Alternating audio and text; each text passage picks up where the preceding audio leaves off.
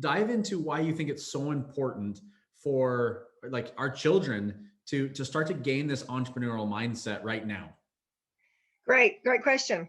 So, where in school were you ever taught to be an entrepreneur? Yeah, I What wasn't. class? What class did you take?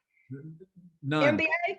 MBA? No. MBA is all about getting a bigger, better job. There Yep. is no place in school, in a traditional school setting, unless you take a specific class in entrepreneurship, there is no place in school where you are taught to be an entrepreneur. So, what ends up happening is you end up sitting in the hall because you're a disruptor, because you have a better idea and you raise your hand and say, well, I know you're teaching us this, but what about that? And the teacher says, no, we don't have space for that here, because the entrepreneurs are about 10% of the audience always.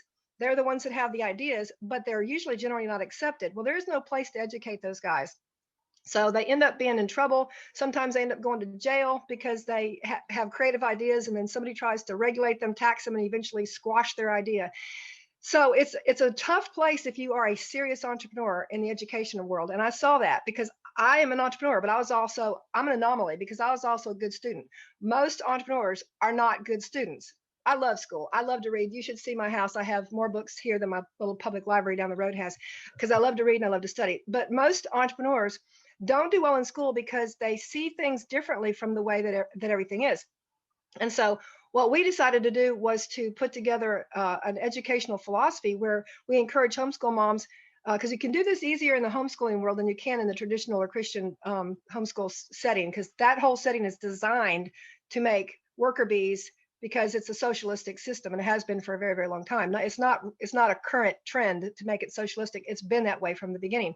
So we try to encourage our moms to work with their kids and say, look, if you have a child who's more than likely going to go get a job, then you might take the traditional route. But if you've got that kid that's when he's 3 years old, he's out there selling rocks to the neighbors.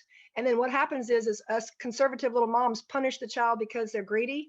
No, that is absolutely wrong, because that kid has something in his heart about selling, creating something or finding something of value and giving it to the person that wants it, and making an exchange, a great exchange upon goods for services or money. And so he's got that entrepreneurial spirit in his heart. And so unfortunately, good moms try to punish that out of the child when what they need to do is recognize it and steer it in the right direction.